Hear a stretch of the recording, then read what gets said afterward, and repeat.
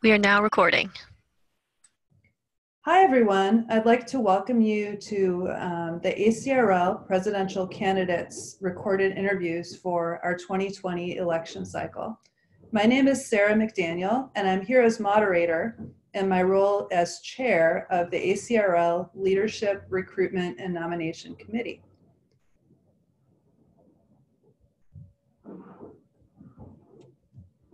Sorry, I don't see the slides advancing. I don't know why. All right. So I'd like to begin by providing you with a brief introduction to each of our two wonderful candidates. The first person who I'd like to introduce is Lynn Connaway. Lynn Silipigni Connaway is the Director of Library Trends and User Research at OCLC Research. She has been a member of ALA for over 30 years and of ACRL for more than 20 years, and has served on and co-chaired numerous committees and task forces, including chairing the ACRL Value of Academic Libraries Committee. Lynn is one of the authors of the 2017 ACRL Academic Library Impact, Improving Practice and Essential Areas to Research. She is the past president of the Association of Information Science and Technology and the recipient of their 2019 Watson Davis Award. Lynn's experiences as an academic, public, and school librarian and an educator in LIS programs has influenced her research, which informs change and innovation to library practice. She has numerous publications, is an international speaker, has received research funding from the IMLS, JISC, and the Arts and Humanities Research Council, and is the co-author of the 4th and 5th editions of Basic Research Methods for Librarians and of the 6th edition titled Research Methods in Library and Information Science. Thank you, Lynn, for joining us today. Our other candidate is Julie Garrison. Julie Garrison is Dean of Libraries at Western Michigan University. Prior to this role, she served as Associate Dean of Research and Instruction at Grand Valley State University.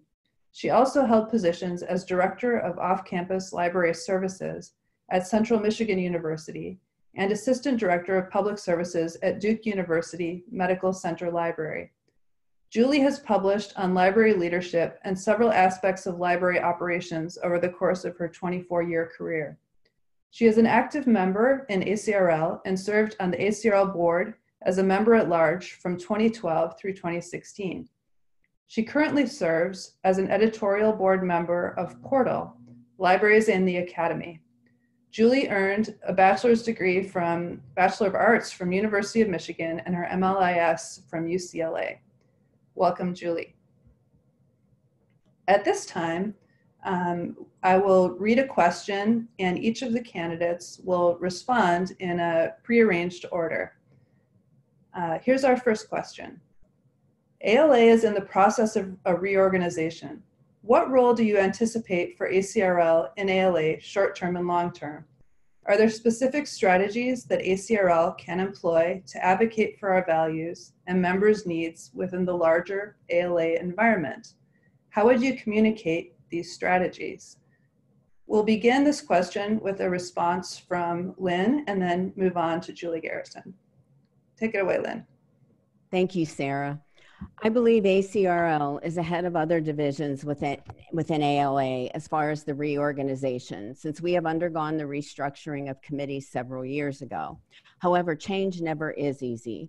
With the proposed reorganization and changing financial status of ALA and its divisions, it will be imperative for the ACRL board to work with the ALA Executive Board and Executive Director, as well as other division boards, to agree on a strategy to move forward.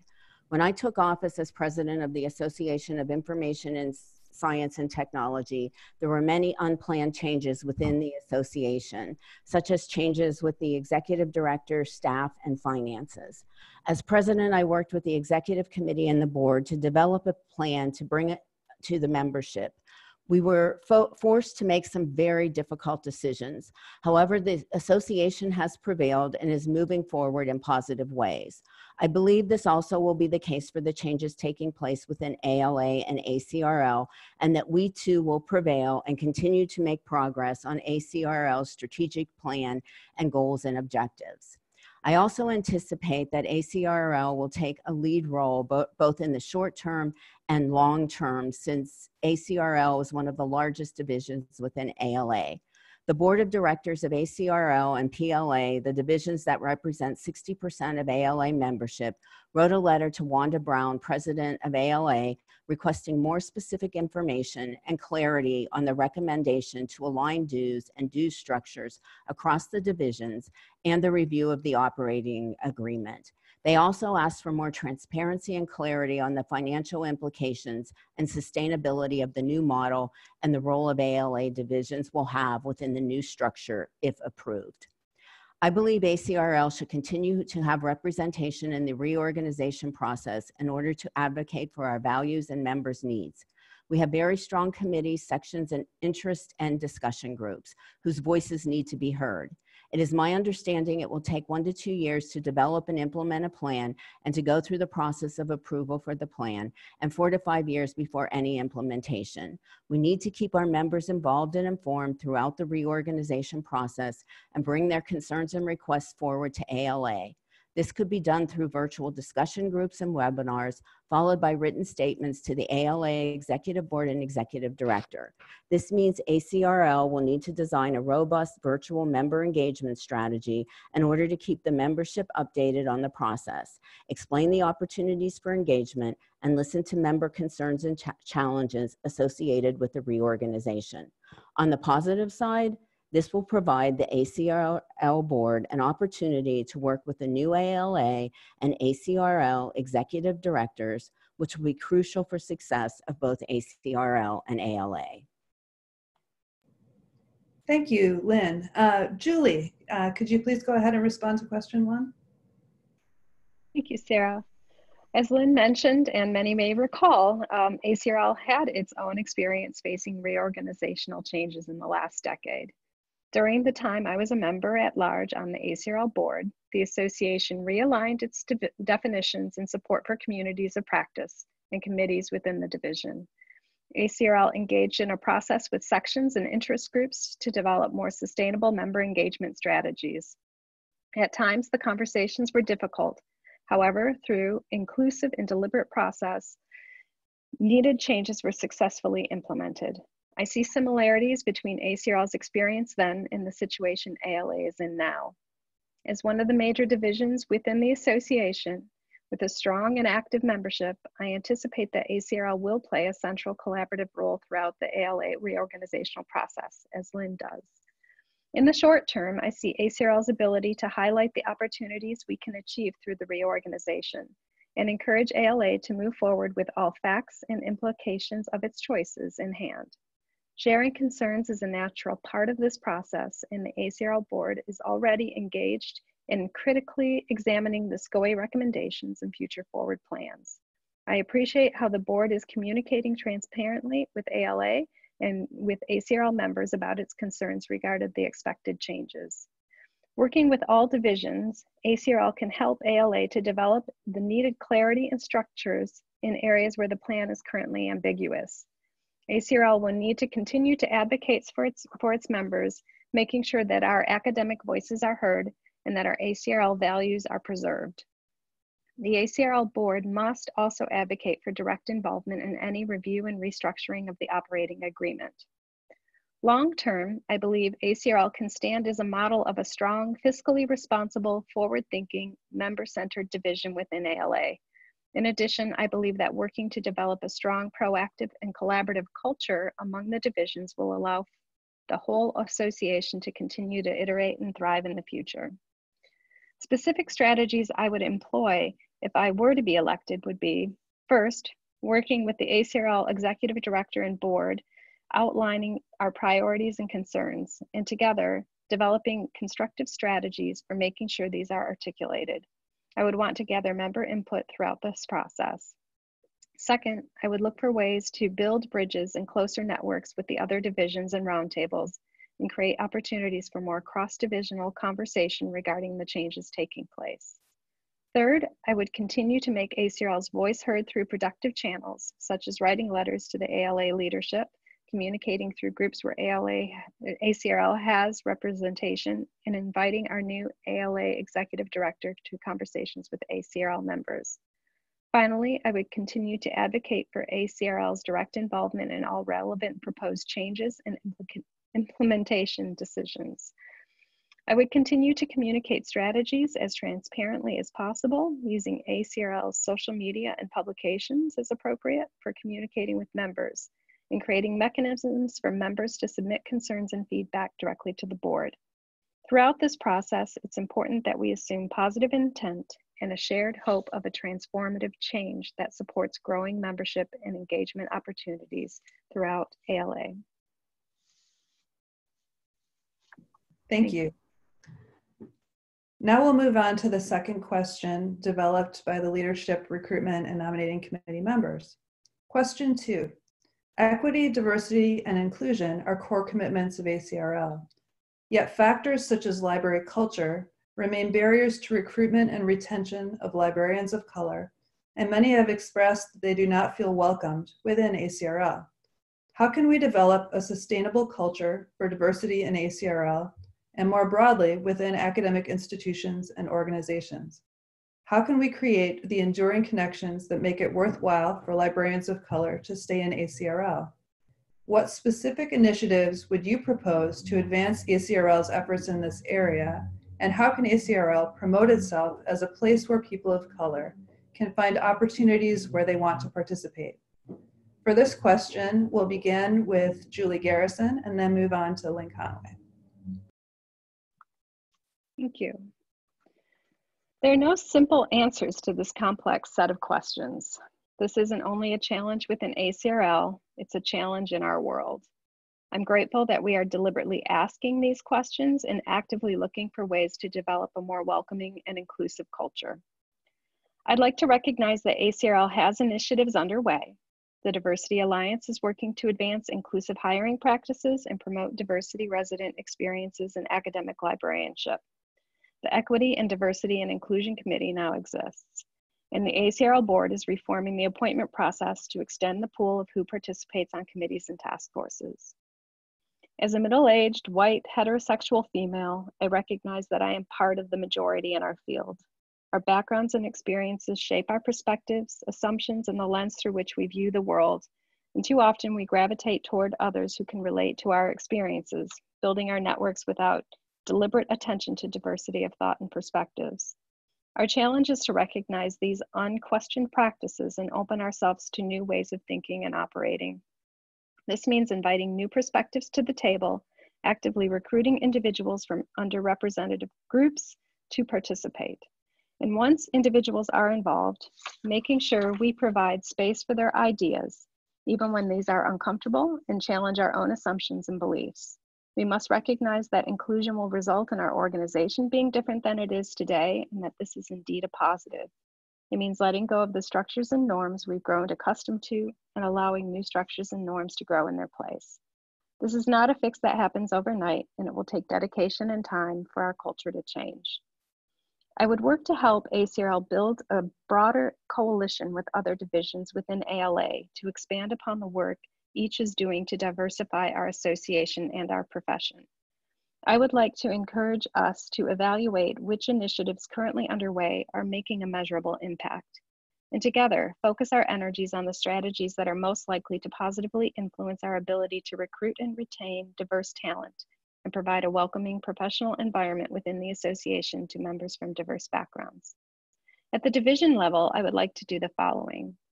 Implement a strategy of appointing new ACRL members to all committees and task forces to increase early engagement with the association and expand inclusion. Furthering the work of the Diversity Alliance Task Force, I would look to expand programming and participation in the Alliance beyond the focus on the residency program. As already being discussed, this may include expanding membership to those examining hiring practices at all levels or developing mentorship programs aimed at recruiting diverse talent into our field. The Alliance can support building capacity by highlighting those libraries that are improving practices across their organizations. As president, I would also look to create more opportunities to connect our different sections and interest groups more deliberately, to expand inclusiveness in how the association approaches issues within higher education, including community college, four-year, private, public, comprehensive, research, as well as other perspectives in the conversation. Thank you. Lynn, would you like to respond? Yes, and as Julie said, this is a very complex issue, and I, as a middle-aged white female, am also in the majority within our association. However, I do believe we must first look within ourselves and recognize our personal biases and stereotypes before we will be able to shape others' actions and beliefs on equity, diversity, and inclusion. A sustainable culture for diversity in ACRL is heavily dependent on leadership, leadership's commitment, and the way that leaders convey their commitment across ACRL, its staff, and its association structure. I believe it is a worthwhile investment for leaders to gather prior to meetings for training or educational activities that reaffirm a commitment to EDI as practiced in committee work and decision making. The prevailing view in literature on EDI points to the clear advantages achieved by diverse committees, task forces, and teams. It's the commitment of leaders and teams to engage diversity throughout committee structures so the membership feels an active sense of belonging and can see the contributions of people across cultural communities. One of the tools of assessment should be the extent to which all of our activities are engaging librarians from different backgrounds in their association work.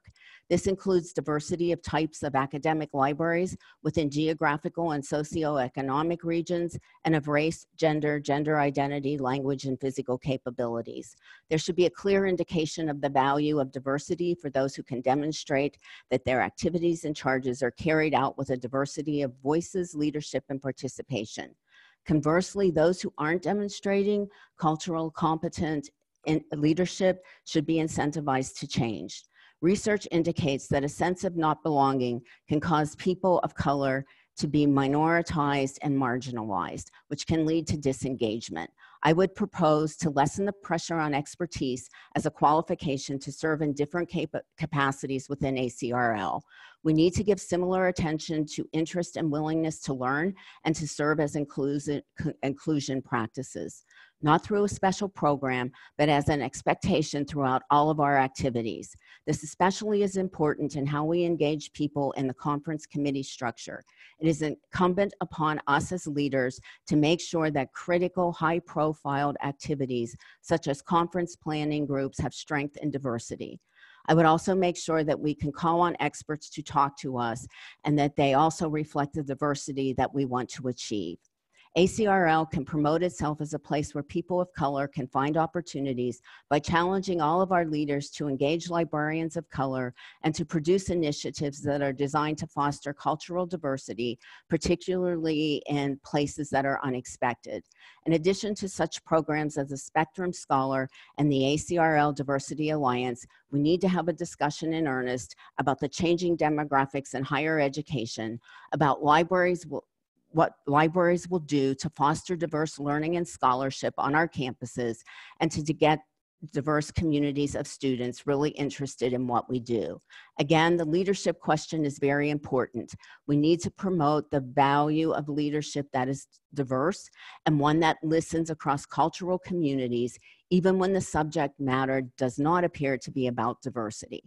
Equity, diversity, and inclusion must be embedded within all aspects of our association. I will work with the ACRL leaders and the membership to create an association environment that enables all of our members to thrive within the organization. Thank you.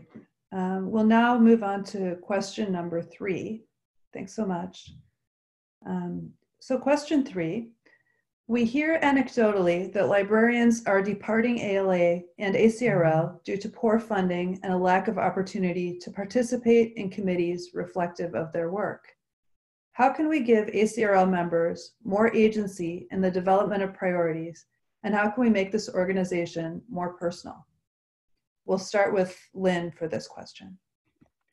As a researcher, I do appreciate anecdotal information. However, I believe we need to gather more systematically collected evidence before making any assumptions and taking action.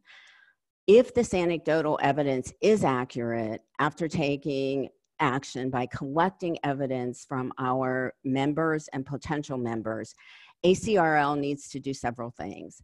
Number one, I think we must focus on inclusion in broad terms.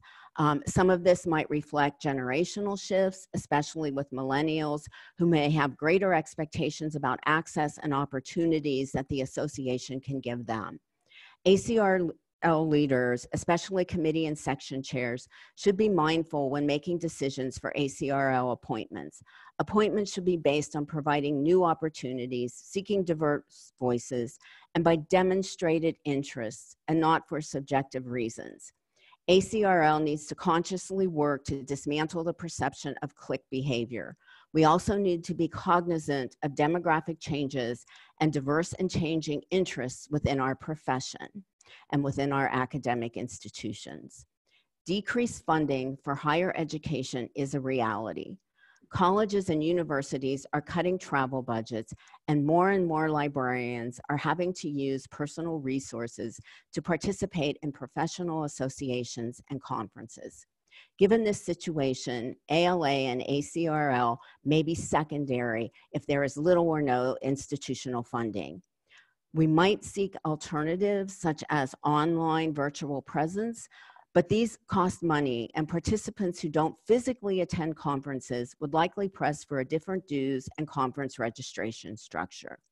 We also should consider regional workshops and meetings for our members. As president of the Association for Information and Science and Technology, we began sponsoring workshops and one-day conferences in regional hubs. These were very successful and well attended. We only are beginning to experience the effects of reduced funding in higher education caused by declining enrollments and limited budgets, and how these will affect library decision-making around budgetary priorities, such as supporting travel and professional development. As a researcher, I would recommend that we gather data about our members and potential members in order to develop more systematic forecasting on short and long-term trends in ALA and ACRL membership. Thank you. Now, Julie will respond to question 3. Thank you. As Lynn mentioned, I think it is important to first determine the true impact of what we're hearing anecdotally about why librarians are departing from ALA and ACRL. Is it funding, lack of relevant opportunities, both?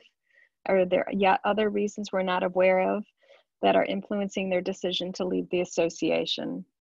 Our choices about what we do could vary depending on the true why behind the stated reasons. So first, I'd like to gather some additional information about these potential issues and others that might be at play.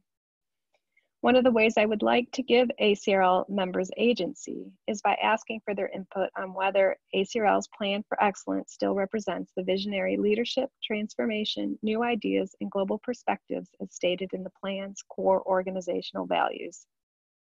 The plan has served as a living embodiment of what ACRL stands for and where the association has placed its energy and resources. While the ACRL board reflects on the goals each year and has made changes as they've seen the association's needs grow and change, I believe it is time to examine the document more generally and get broad member input. It would give members a chance to weigh in on their current priorities and whether the plan still articulates the major goals that are facing our profession in their eyes. As I mentioned earlier, ACRL is being more intentional about its committee appointment process. I would expand on this and encourage our association leadership to commit to inviting new diverse members to participate on all ACRL committees and task forces at all levels throughout the association.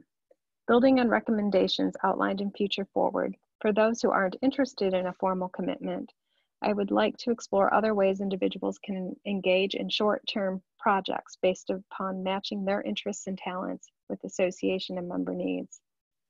The association has tools to facilitate virtual engagement for those who want to participate but cannot afford to travel.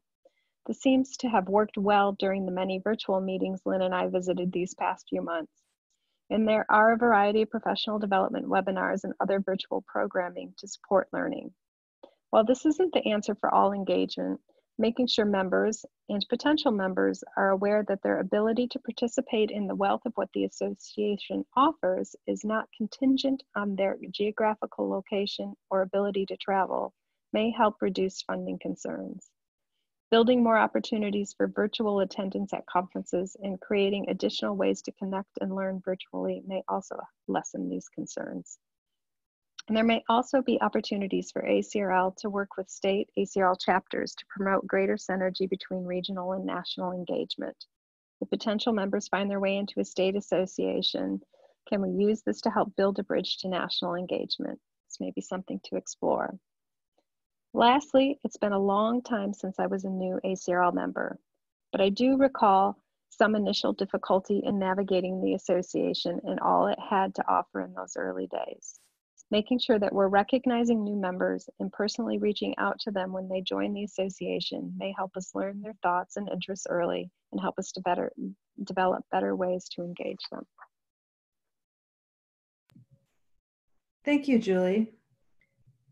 Here's question 4 from the Leadership Recruitment and Nominating Committee. Advocacy for libraries and the library profession is a critical issue.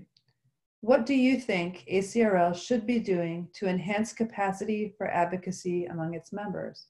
How should ACRL support librarians who seek to advocate for the communities they serve? We'll start with Julie for this question. Okay. To date, ACRL's strength in advocacy has been in developing strategies and assisting our community in advocating for ourselves about major library issues, mostly focusing our efforts on advocating to our own institutions.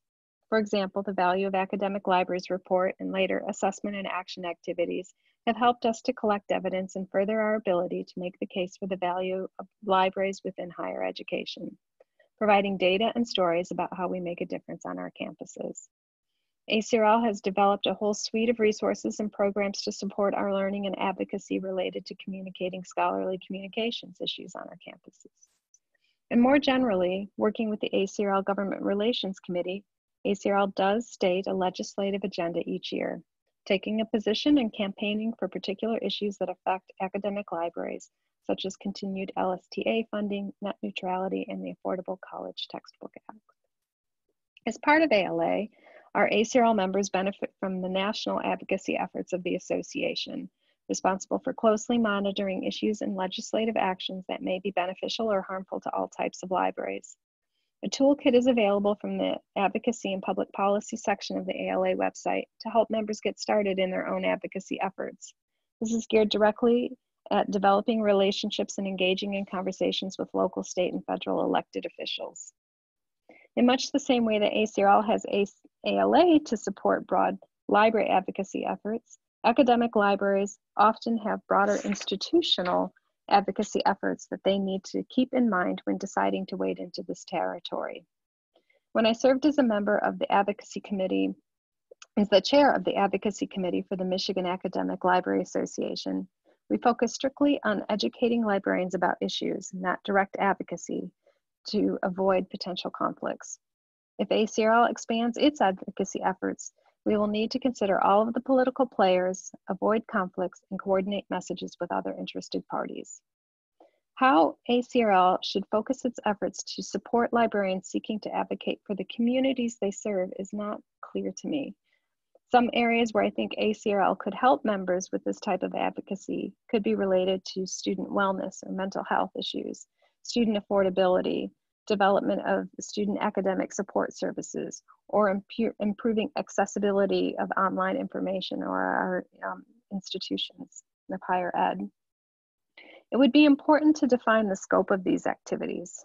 Some natural opportunities for ACRL could be to connect members who have a common advocacy interest, to assist in crafting compelling messaging around an issue, and to identify common stakeholders and/or partners who members may involve at their institutions or within their local, state, or national communities in order to move initiatives forward. I can also see a role for ACRL in developing a toolkit that complements what ALA provides, possibly geared toward engaging in effective advocacy on our campuses. If needed, ACRL could create other relevant professional development to assist in these efforts. Depending on the issue, ACRL could act as a liaison for forging partnerships and making connections to help an issue gain greater visibility or traction. I would need to learn more about member wishes in this area before suggesting anything more concrete. Thank you, Julie. Lynn, would you like to respond to question 4? Yes. As Julie has said, ACRL has several initiatives, committees that are addressing advocacy, so I will not go into all of those again. We also have ALA for support in this area. ACRL has continued to support and advocate on issues of open access, copyright, data management and sharing, and fair use. And these are of great importance to libraries and their users. I think offering continuing education to ACRL members to highlight current issues and how to raise awareness within their communities and to their elected officials would be valuable. Again, as Julie said, we also need to take into account the individual's institutional advocacy programs and literature. National Legislative Day is a wonderful opportunity for librarians to raise awareness for libraries and to learn from experts on how to make an impact. ALA has an advocacy library that includes advocacy resources and handouts for administrators and community members. ALA also provides a frontline advocacy toolkit, as well as frontline advocacy toolkits for specific types of libraries. These toolkits provide the rationale for the importance of advocacy, how to be an effective frontline advocate for libraries, and steps for advocacy leaders. ACRL can provide online and face-to-face continuing education and workshops using the information in the frontline advocacy toolkits to prepare academic librarians. However, I would support updating the toolkits with examples that reflect academic library challenges in the current political, social, and economic environments. These include such issues as access to open and credible information, helping individuals determine credible information and information that provides false stats and data. Also, we need to advocate for the students and learn how to provide assistance for them to find information on housing, on campus food banks, student unemployment, student needs for individuals who have children and need health and need student care for their children.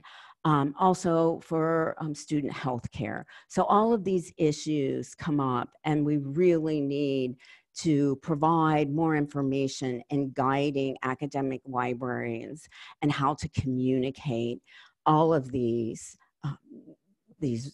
issues that are affecting us and those who use our libraries.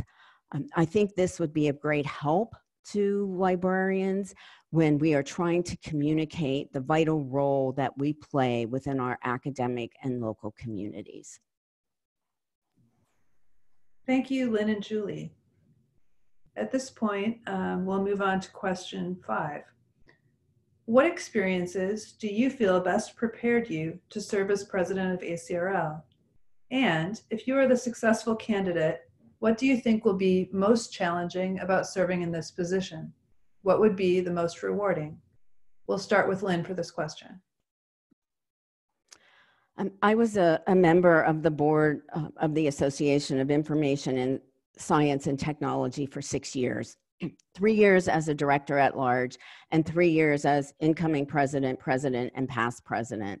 As a board member, I work very closely with the incoming president and president in the development of the strategic plan for the association.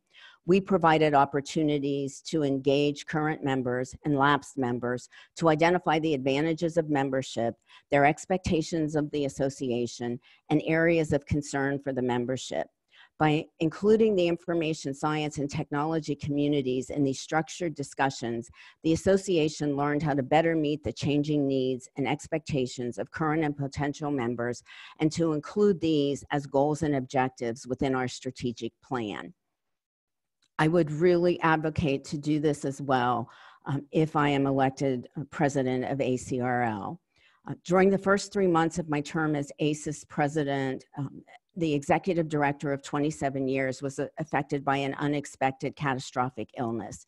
This required immediate action by the executive committee and board. We had to appoint an interim executive director, and I spent half of my time in the association office in Maryland reviewing and organizing personnel files, financial documents, and policy and procedure manuals. I also was very involved in the recruitment, hiring, and onboarding of the new executive director. I accomplished this as well as performing the duties of the association president and my full-time research position.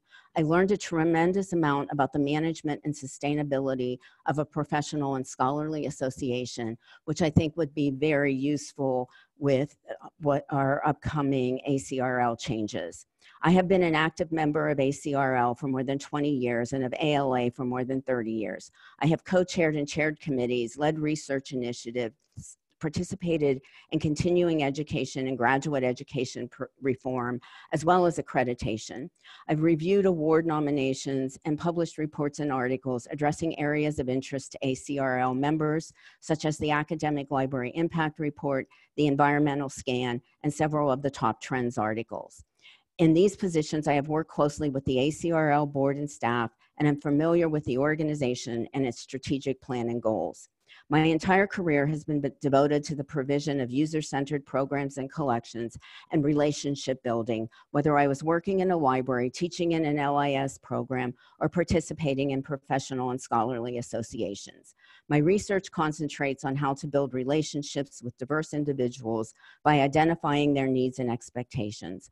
I have much experience working with colleagues both domestically and internationally, and enjoy working collaboratively. I'm adept at creating consensus, and I'm empathetic even during difficult discussions and when making difficult decisions. I believe these are assets to any organization. If I am the elected candidate, I will have the opportunity to work with the ACRL board and members, as well as other ALA division boards and members, and the new ALA and ACRL executive directors. I'm really excited to be able to share ACRL experiences and expertise and learn from members of other associations such as IFLA, ACES, the Association of American Colleges and Universities, and the American Association of Community Colleges. I believe I will be an excellent representative for ACRL and other members and our members. If I am the elected candidate, I believe my biggest challenge will be holding myself back from engaging in too many initiatives. I tend to be very inquisitive, enthusiastic, and energetic, which leads me to try to do it all. I will need to prioritize and focus on those issues that I have expressed in this forum and that will have the greatest impact on and are most important to ACRL and its members. Thank you, Lynn. Julie, I look forward to hearing your response. Thank you. I believe my long track record of active association involvement has best prepared me for this role. I've been involved in library association work since my early days as a graduate student. I've served on and chaired committees and task forces, as well as served on 2 library association boards, both as an ACRL member at large and as a board member of the Michigan Library Association. And this was during a time when the executive director resigned and we were hiring a new executive director. Whatever my role, I have willingly taken on association challenges. For example, in my early career, being involved in developing online continuing education programs for the Medical Library Association membership, and more recently, taking on leadership of a new administration section of a new academic library organization within my state, helping to define its structures and activities. I appreciate the ability to work with my colleagues, whatever my role, creating opportunities for library professionals to come together and improve upon our collective future. And I'm always looking for ways to connect our professional community. More than once, this has led to my involvement in creating new conferences or events to bring people together about a topic or issue. In addition to association leadership, I've held leadership positions in many different academic environments, supporting diverse communities of users. I've directed a fast-paced distance learning library unit and served as an associate director or associate dean for a comprehensive university as it underwent tremendous change and growth. In my dean role at Western Michigan University, I'm focused on big picture issues, developing relationships, and managing projects at a high level. Change has been a constant throughout my career, and I've grown comfortable at leading groups through uncertainty to envisioning a new future. I value building relationships and bringing diverse perspectives to the table to tackle challenges and take advantage of opportunities to innovate and improve. I'm pragmatic, and I approach leadership with a forward-thinking, strategic, and flexible mindset. Continual learning and improvement are deeply important to me, and I'm dedicated to encouraging the continual learning of our profession. And I'll bring my experience, values, and skills along with my enthusiasm for our profession and our association to this role. I expect the most challenging part about serving in this position will be developing strategies and directions for the association that are representative of the diversity of environments, thoughts, and perspectives of all of our members. We're not a homogeneous group, which I greatly value and I find so enriching. It also means we have many different perspectives, and bringing all of these to the table, making sure all ideas are heard, and settling on a solution or next steps will take time and patience. That said, most rewarding will be the opportunity to engage with colleagues from across the academic library spectrum and beyond, and learn more about their particular perspectives, aspirations, and challenges. I look forward to discovering additional ways our association can help to advance initiatives and address member needs. We're wading into very interesting times at ALA and within ACRL. I believe that the reorganization conversations these next few years will lead to both challenges and rewards. While all of this change may feel a little daunting, I'm also excited by the opportunity to engage in the reorganization process within the association. I know I will not be alone in my efforts to champion for the needs of ACRL members, that alongside me, I'll be working with a network of colleagues, other members of the ACRL board, as well as members from across the association. Thank you, Julie. So now on to question 6. First, we'll hear from Julie, and then we'll hear from Lynn. Here's the question. What are 3 goals that you would want to accomplish by the end of your presidency? How would you take steps to accomplish them? Julie. Okay. As I mentioned in my previous answers, I would like to expand ACRL's collaborative efforts with other ALA divisions and higher education associations to address many of the common challenges and opportunities we face. ACRL is a strong, well-respected association with the ability to grow our influence by joining forces with other groups dedicated to the same or similar causes. This may include efforts to advance equity, diversity, and inclusion, combining with ALA and other divisions to develop impactful practices that will positively influence our association and profession and our culture for diversity as a whole, or maybe working with AASL and possibly AAC&U and other higher ed groups to develop more continuity between how we prepare students to transition from high school to college. By engaging as an interconnected community on these issues or others around other common challenges, we can create coordinated and adaptable approaches that benefit from our broader thinking. Second, I would like to develop more opportunities for leadership development and programming. I often hear from library deans and directors that this is a gap in ACRL. Topics may be related to equity, diversity, and inclusion, organizational change, leadership within higher education, and advocacy, among a few. By talking with library leaders and those within ACRL's leadership, we can examine our current portfolio of professional development and look for opportunities to expand our leadership programming. Related to this, as I already mentioned, I would like to explore opportunities to broaden member involvement and leadership within the association and develop strategies for more short-term engagement in projects and programs outside of our traditional committee and task force structures. And third, I would like to examine the plan for excellence with the whole association as it comes up on its 10th year in existence. As I mentioned earlier, I think it's important to ask the question of whether the goals still speak to our members' priorities and whether the plan continues to lead us toward our vision. To further the examination of the plan for excellence, I would work with ACRL staff to structure opportunities for input and feedback regarding priorities. Venues such as virtual town halls, possibly in-person conversations at an ACRL conference, online surveys, and feedback forms could be employed to gather input on the future of ACRL. I would also want to invite a diverse group of members to engage in directed conversations about the current plan and how well it has served our association and what may be missing as we think about our profession's future. I expect this would be a year-long listening tour before engaging in any development of any new plan. To accomplish these goals, I would build upon what ACRL is already doing, making sure I am informed of all of ACRL's current efforts in these areas. ACRL already does collaborate with other groups. It is heavily invested in our members' professional development, and the plan for excellence is currently the roadmap for where the association concentrates its energies. So this is an evolution that I'm talking about. I would work with fellow board members, leadership council, ACRL staff, and members as a whole in advancing any of these initiatives. Thank you. Now we'll move on to Lynn's response.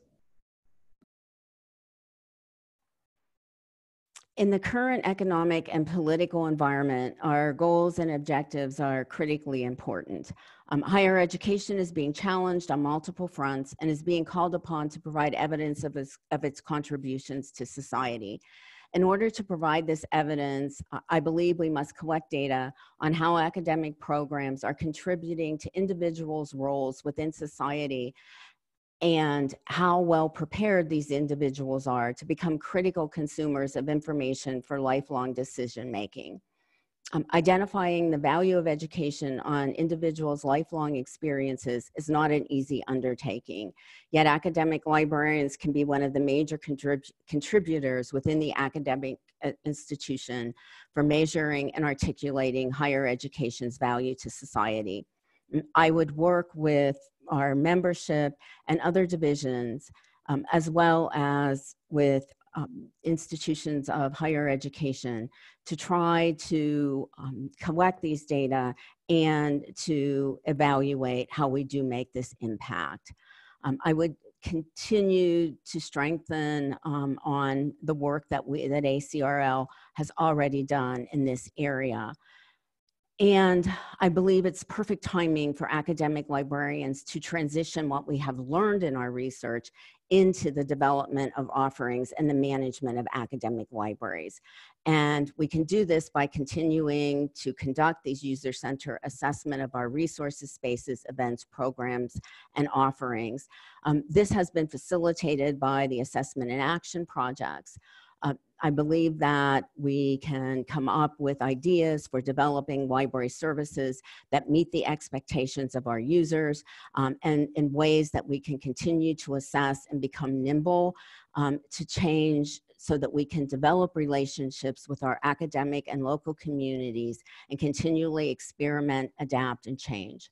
I would leverage the collective power of ACRL and ALA to contribute more effectively to the mission and goals of our academic and local communities. Focusing on being proactive instead of reactive will enable us to respond to diverse users' changing expectations and needs in their academic and everyday life. This would be looking at individuals from elementary school through high school because those are our prospective users. Academic librarians will need to create new roles to adapt to the changing landscapes of higher education. Challenges exist in academic communities which provide an opportunity for us to develop partnerships with other campus departments and other local community agencies and institutions of education. Our civic engagement can begin with helping students navigate the academic environment by providing information on the campus food pantry, finding affordable housing, clothing, transportation, financial aid, long-term technology loans, and how to meet with the social workers on campuses. Students who most need these services are students of color and those who qualify for Pell Grants, and that is where we can come in to help to make their voices heard. I also would use the opportunities that ACRL provides to engage with colleagues, so we as academic librarians and researchers are able to share our challenges and our successes with other ALA divisions and with our academic and library communities. Working together as colleagues is a statement of our strength that ultimately will make an impact on our institutions, and building relationships by engaging with students, faculty, and academic administrators is critical for the development of user-centered systems, collections, programs, and services. Thank you so much to Lynn and Julie. Now we'll move on to closing statements, beginning with Lynn. Thank you. I am honored to be invited to stand for ACRL Vice President, President-elect. ACRL has been my home within ALA, and I believe it is a privilege to have the opportunity to be a part of ALA and ACRL and to help move us forward in ACRL's strategic planning and future. If I am elected, I will enthusiastically and proudly represent ACRL within ALA and externally within the academic community and other organizations and associations. I will work to help academic librarians prepare, adapt, and respond to the changing academic landscape. I believe my ability to collaborate and my willingness to compromise will contribute to a smooth transition for the association's reorganization and new leadership. As president, I would strive for more communication and transparency to advance ACRL into the future. And again, voting in our association elections is one of the privileges of membership and allows us to shape ACRL's strategic plan and goals. Please take advantage of this privilege of ACRL membership and vote in the election, regardless of who you choose on the ballot. Thank you. Thank you so much, Lynn. Now we'll move on to Julie Garrison's closing statement. Thank you, Sarah. I'm honored to be nominated to be her association's Vice President, President-elect, and I feel I have the right set of experiences and talents to lead ACRL at this pivotal moment. Through my involvement with ACRL, I've had so many opportunities to work with intelligent and thoughtful peers, our collective goal focused on advancing our practice and developing a shared future for our profession. Association work is about advancing the collective, not promoting the opinions of one individual or leader. I have many thoughts and ideas about the future of academic librarianship and the importance of ACRL's role in supporting our work. I know that these ideas will transform, made better through discussions with my fellow ACRL colleagues and others. I welcome the opportunity to engage in the vigorous conversations that will move our profession forward and build on ACRL's long tradition of excellence and responsiveness to member needs. And as Lynn mentioned, please vote, and thank you. Thank you, everyone, for your time. Thank you to our two candidates, to the ACRL staff who support us, to members of the Leadership Recruitment and Nominating Committee who helped prepare for this forum. And thank you to all members who are participating and potential members for your time. Please take the time to vote in the ALA-ACRL election starting March 11th, 2020. Complete details are available online on the election webpage. Thank you.